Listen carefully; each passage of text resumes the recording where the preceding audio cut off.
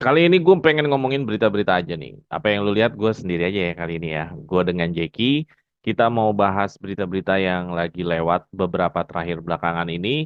Dan nggak apa-apa ya, gue sendiri aja ya. Nggak ada teman untuk diskusi, tapi nextnya pasti di episode selanjutnya pasti akan ada teman diskusi.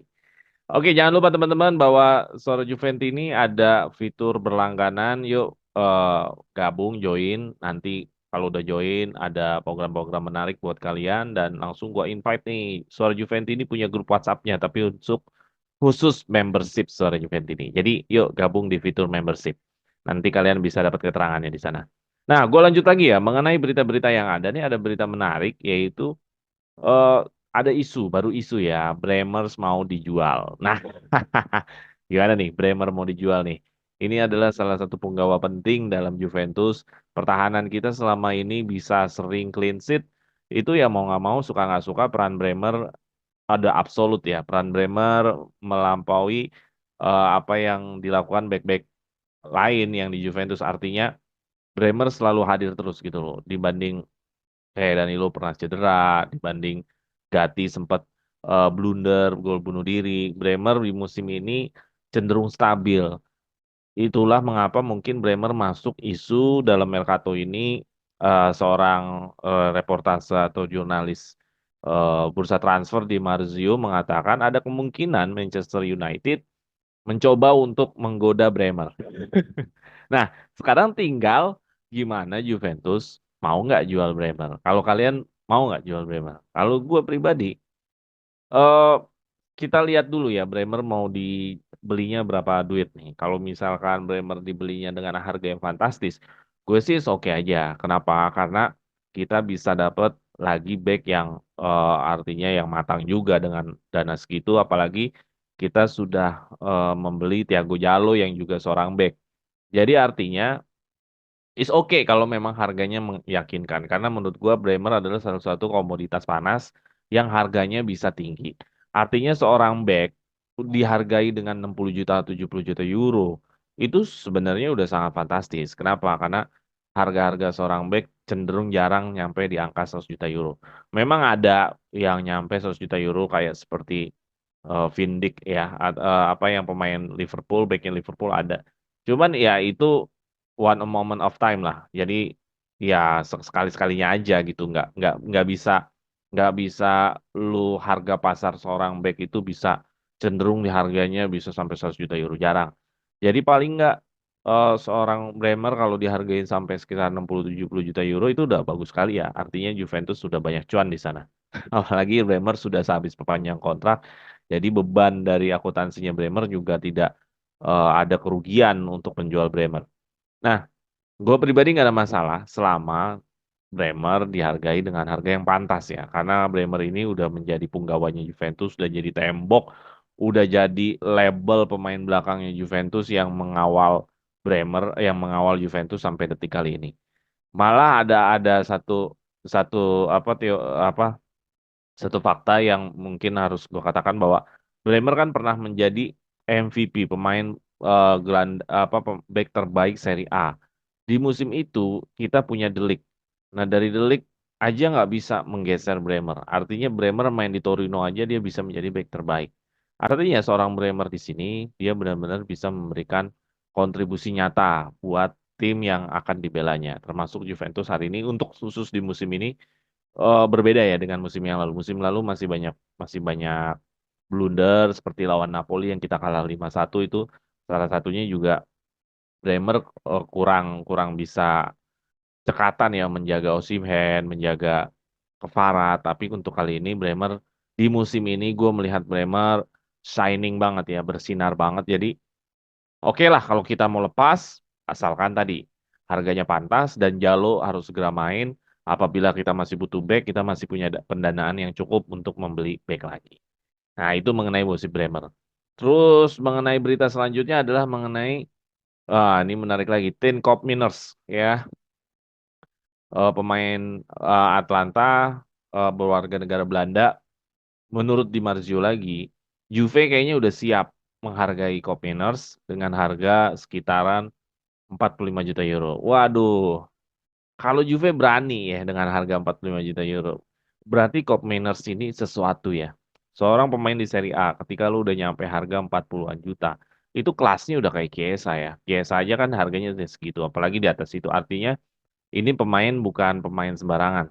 Di mata Juventus kalau pemain Serie A dihargai sampai segini gede. Nah, Koopmeiners ini eh, pemain matang ya. Karena menurut data-datanya, ya dia masih 25 tahun. Ini pemain yang lagi peak perform. Ini usia-usia yang sangat produktif. Artinya apa? Artinya gue bisa melihat kontribusi yang dihadirkan dari seorang Koopmeiners nanti di Juventus bukan sebatas hanya sekedar pemain pelapis, tapi benar-benar nanti mungkin akan dipakai menjadi pemain inti. Dengan usia yang seperti itu, harga seperti itu, gue melihatnya uh, Koopmeiners bakal dipakai menjadi pemain inti untuk di musim depan. Dari atributnya sendiri, memang Copenhagen lebih cenderung lebih attacking ya. Dia lebih attacking, lebih punya kreativitas, secara teknik dia bagus, cuman dia agak kekurangan masalah defense. Dan secara pemahaman taktikalnya juga nggak terlalu bagus, menurut atribut yang ada dalam data ini. Tapi, kalau untuk ratingnya sendiri, stabil ya ratingnya ya. Jadi ratingnya itu bagus sekali, rata-rata 7. Jadi ini pemain benar-benar konsisten. Pemain bagus salah satu cirinya adalah konsisten. Dia bisa dikatakan bagus ya karena konsisten. Ya, kalau nggak konsisten, ya berarti dia bukan pemain bintang ya. Dia pemain bagus aja. Kalau pemain bintang tuh konsisten. Seorang Cristiano Ronaldo dianggap seorang god dan seorang Messi dianggap seorang god karena dia konsisten. Dia konsisten tiap musim 40 gol, 50 gol. Coba bisa dibayangkan kalau misalkan seorang Messi hanya mencetak 40 gol dalam satu musim, sisanya nggak ada yang mencetak gol. Dia mungkin nggak akan mendapatkan label seperti itu. Di musim ini, kalau gue bisa lihat bahwa Coop Manners benar-benar memberikan rating yang cukup bagus. Bahkan di 5 pertandingan terakhir aja dia poinnya selalu, ratingnya selalu 7. Itu gila banget sih.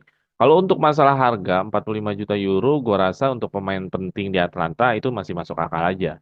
Gue nggak terlalu mempermasalahkan masalah harga itu ya, karena itu juga pemain pemain inti dan dia sudah golin sekitar 5 apa. Kalau kita lihat statistiknya, dia udah golin 5, assist 3, dan main sebanyak 19 game di musim ini, semuanya rata-rata starter. Jadi menurut gue ya hal-hal yang pantas lah diberikan oleh Atlanta asal jangan ditambah lagi harganya. Mungkin Cobb Manners ini kalau lu ditawar sama Liga Inggris mungkin harganya bisa 70 juta atau 80 juta ya. Gue rasa kalau Juventus harapannya dengan harga yang diminati sama Juventus ada 45 juta euro ini bisa melepas ya. Gua pribadi setuju nggak Cobb Manners datang? Setuju. Kenapa? Pertama ini pemain matang. Ini buat gua ini adalah standby untuk mengganti Rabiot bila Rabiot masih belum mendapatkan kontrak yang perpanjang. Rabiot kan habis nih musim ini kontraknya. Yang menjadi masalah adalah Allegri masih lanjut nggak musim depan. Kalau masih lanjut, Rabiot masih lanjut juga biasanya semusim. Kalau Rabiot lanjut semusim, datang Cobb Manners, udah main dulu ketika Rabiot nggak perpanjang lagi, kita udah punya Cobb Manners. Jadi artinya apa? Artinya eh, perpindahan pemain matang, pemain inti, pemain andalan, misalkan seorang Rabiot nanti berpindah ke Kopenhagen itu sangat halus sekali, sangat smooth. Jadi nggak kasar ya, dia cabut, nih baru datang lagi takutnya tidak bisa ngeblend, tidak bisa membangun chemistry sama tim yang ada di Juventus. Tapi kalau gue pribadi sangat berharap sekali Rabiot tetap masih ada dulu, baru kalau Rabiot masih kontraknya cuma setahun perpanjang, terus habis itu cabut, baru Kopenhagen teruskan dan Moop Mannersnya sudah ada di Juve itu bagus sekali ya. Itu eh, estafetnya bagus pemain tengah yang sudah matang digantikan lagi pemain matang tapi orangnya itu sudah ada di Juventus. Jadi artinya sudah bisa adaptasi, sudah bisa mengerti taktik. Cuma tinggal masalahnya nanti pelatih barunya apakah Koop Manners atau pemain-pemain Juve yang tinggalkan Allegri siap nggak dengan pelatih baru kan gitu aja. Tapi untuk saat ini gue setuju aja karena ini persiapan kalau Rabiot kita belum tahu nih jadinya perpanjang lagi atau enggak. Kalaupun nggak jadi perpanjang lagi musim depan, ya entah mungkin kan jatuhnya kan Rabiot free transfer ya. Dia diambil, dibajak oleh klub-klub elit lainnya. Kita masih punya Kopeners yang sudah matang di Serie A. Jadi Menurut gua itu bisa cukup menggantikan lah saat ini dibanding kita eh, mau cari siapa pemain yang usia 25 26 yang rate-nya lebih baik dari eh maksudnya dari Liga Italia gitu. Misalkan Liga Inggris pasti lebih mahal. Jadi gue oke sih kalau dari eh, memang atribut defense-nya nggak sebaik Rabiot, tapi attacking-nya itu bagus sekali. Memang dia jarang sekali untuk asis-asis long ball, tapi untuk bagaimana si eh Rob Manners ini menciptakan peluang dan bagaimana memberikan asis untuk menciptakan peluang, expected assist-nya itu tinggi. Jadi gue oke aja dengan Rob Manners. Oke, berita selanjutnya masih Mercato juga. Felipe Anderson sebelumnya sudah diisukan. Ada kemajuan dari beritanya bahwa Felipe Anderson ada kemajuan beritanya adalah dia tidak perpanjang kontrak dengan Lazio, artinya Juventus di musim depan bisa free transfer. Philip Anderson menurut gua kurang mendapat sorotan walaupun dia bertalenta ya. Usianya memang sudah kepala tiga, tapi kepala tiga itu bukan suatu usia yang apa namanya selesai. Justru itu akhir ibaratnya fase terakhir dalam peak perform dari seorang pemain. Fase terakhir ya antara mungkin dia bisa peak perform di antara 30 sampai 35 kalau memang dia bisa menjaga fisiknya. Setelah itu ya udah usia prapensiun. Jadi Felipe Anderson dia udah siap dengan free transfer dan terlihat dia juga punya ya rata-rata kalau lu udah main di Serie A, Juventus ada penawaran merebut lu pasti mau lah. Felipe Anderson perlu nggak sih kita kita bawa? Gue bilang sekali lagi perlu. Kenapa? Chiesa belum perpanjang kontrak. Dia kan pemain yang bisa main di sayap, bisa main di second striker, pemain penyerang sayap maksudnya ya.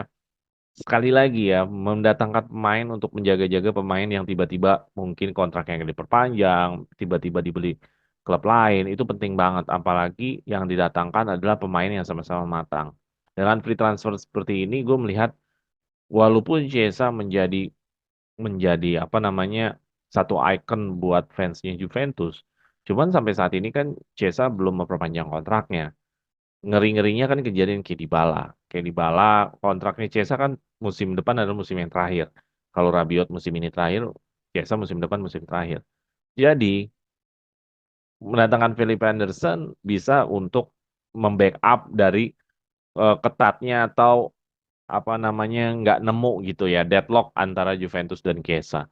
Gue nggak bisa ngambil asumsi bahwa Chiesa akan terus selamanya di Juventus karena Dybala aja bisa begitu.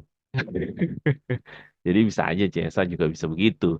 Selama kontraknya belum panjang, asumsi-asumsi mengenai CSA nggak berpanjang memungkinkan. Jadi mendatangkan pemain dengan posisi sama kayak CSA itu lebih baik.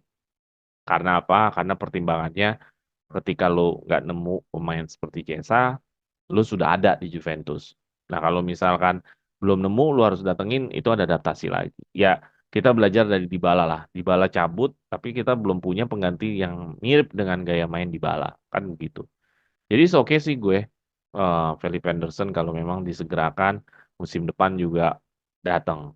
Terus yang menarik lagi adalah Thiago Jalo yang memakai nomor 33. Wah, mengingatkan siapa? Yes, Lord Bernadeschi ya. Jadi ini mirip mirip-mirip Lord Bena ya, Lord Bena.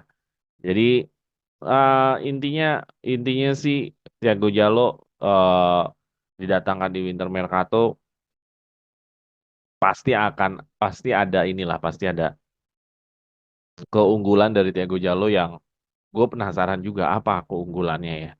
Ya memang kalau dilihat dari klip-klipnya dia bagus-bagus sih, keunggulannya selalu bagus-bagus.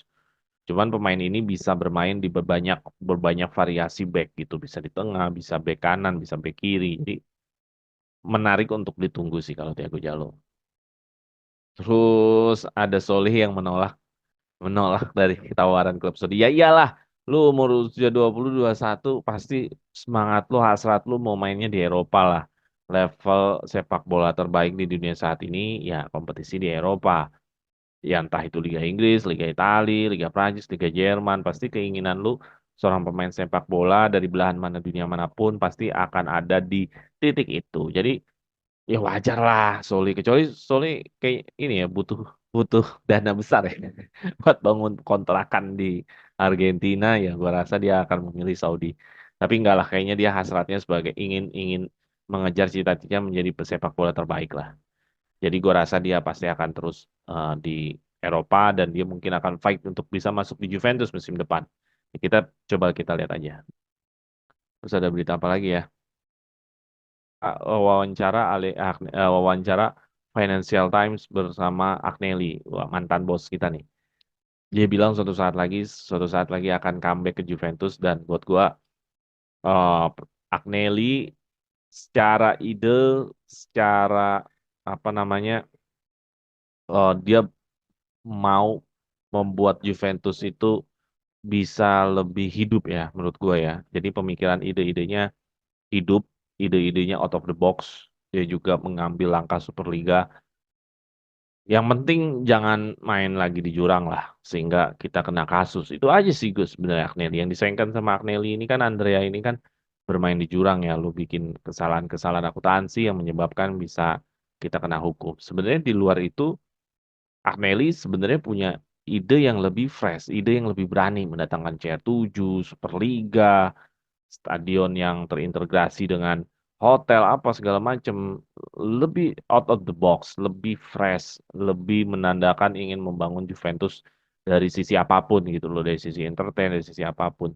Ya, cuman tadi begitu ya, dia memang punya keputusan-keputusan juga yang perlu dipertanyakan gitu. Misalkan membeli membeli pemain, atau memecat atau pisah dengan Marotta, itu kan salah satu eh, hal-hal yang ada dalam dalam kepemimpinannya Agnelli ya. Gitu. Jadi gue pikir Agnelli dari sisi kekurangan tetap ada, tapi dari sisi kelebihan juga sama-sama bagusnya, sama bagus menurut gue sih.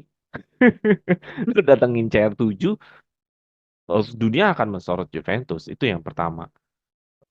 Nilai brand Juventus akan naik dengan adanya CR7, benar nggak? Jadi gue sangat senang sekali ketika Juventus itu menghadirkan pemain elit, pelatih elit segala macam, karena dunia akan memandang lo lagi gitu loh. Ketika dunia akan memandang lo lagi, akan lebih mudah lah mencari sponsor, akan lebih mudah menawarkan pemain-pemain yang kita sama-sama incer dengan klub lain. Itu kemudahan-kemudahan itu kita nggak bisa hindarkan, dan itu ada gitu. Kayak waktu De Ligt kenapa memilih Juventus daripada Barcelona? Ya salah satunya kan dia bermain bersama CR7 kalau di Juventus gitu loh. Salah satunya. Kan waktu itu kan diincar juga sama Barcelona sama segala macam. Salah satunya kan seperti itu. Gitu. Oke, jadi itu aja berita-berita yang ada dari gua. Mudah-mudahan berita ini bisa merangkum beberapa hari berita yang ada. Jangan lupa share, like, and subscribe ya. Mudah-mudahan kita bisa. Oh ya, untuk review untuk kali ini karena nggak ada teman diskusinya, gitu, gua nggak bikin review dulu lah lawan Empoli. Ya mudah-mudahan nggak ada ya tetap menang, dan nggak ada hal-hal yang di luar dari keseharian Juventus bertanding di setiap minggunya, yaitu kalah. Jadi tetap menang terus, menangnya bisa lagi di atas 1-0 lagi. Gitu. Oke. Jangan lupa subscribe, share, and like. Vino alla fine, Forza Juve.